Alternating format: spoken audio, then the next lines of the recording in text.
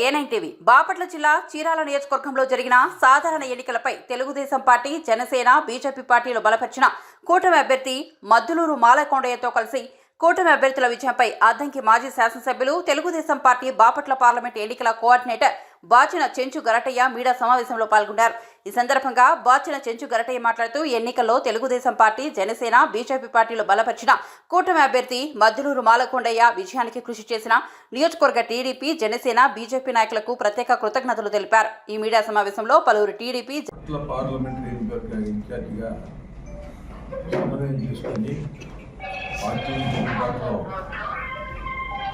తీసుకెళ్లాలని చెప్పి చంద్రబాబు నాయుడు గారి ఆదేశాల మేరకు అన్ని నియోజకవర్గాలు చుట్టూ జరిగింది. ప్రత్యేకంగా బాపట్ల, చీరాల, సంతోషంతో పాటు స్టార్టింగ్లో ఈ 3 నియోజకవర్గాలు కొంచెం వెనకబడ్డాయి అని చెప్పనేసి భావన ఉంది. వాళ్ళు ఈ రోజున గతంలో ఇప్పుడు నేను చాలా రోజులు బాపట్ల అనే పార్లమెంటరీ నియోజకవర్గంలో ఉన్నట్టు 7 అసెంబ్లీ సెగ్మెంట్లు మంచి మెజారిటీలో కలబోతున్నాం.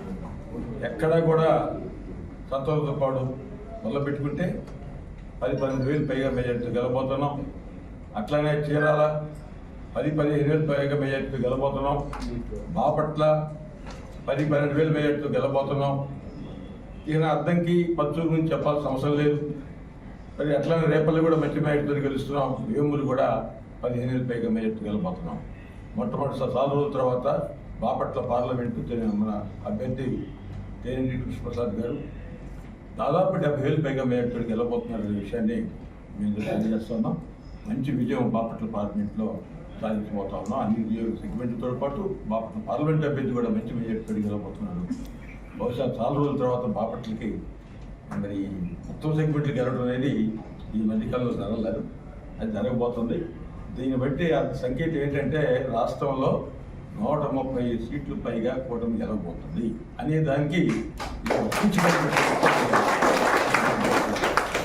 కాబట్టి తప్పనిసరిగా ఇవాళ చాలామంది చెబుతూ ఉన్నారు, మహిళలు వచ్చారు, లేకపోతే లాస్ట్ ఎలక్షన్స్లో ఏదైతే వచ్చారో పోలింగ్ బాగా జరిగింది కాబట్టి ఇది వైఎస్ఆర్ కాంగ్రెస్ పార్టీకి అనుకూలంగా జరిగిందని కొంతమంది విశ్లేషణ చెబుతూ ఉన్నారు. నేను ఒకటే గుర్తు చేస్తూ ఉన్నా, గత ఎన్నికల్లో యాంటీగా ప్రభుత్వానికి వ్యతిరేకంగా వచ్చింది ఓటే.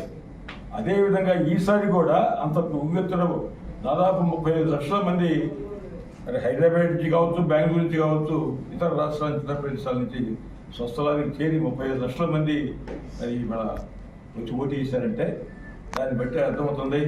తప్పనిసరిగా 130 సీట్లు తో పాటు మెజార్టీలు కూడా గతంలో ఎప్పుడు రాని విధంగా మెజార్టీ ఎన్టీఆర్ టైం